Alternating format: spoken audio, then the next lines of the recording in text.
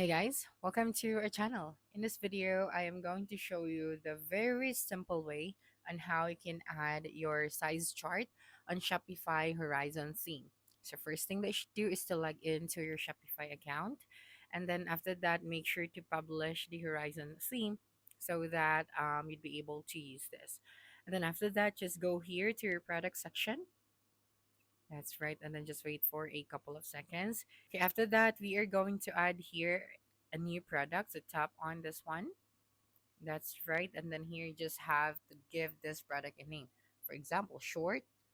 And then you can add also here a description for your product. So I'm just going to generate a short description for this one. Okay, so we have here now our description. After that, we are going to upload here the media. So right here, on uploading your media, you have to include this size chart. They would be able to see here directly your size chart or the size chart of this product. So you don't have to connect the different links, and it will be more convenient for your customer. And then after that, just have to put here the price of this product.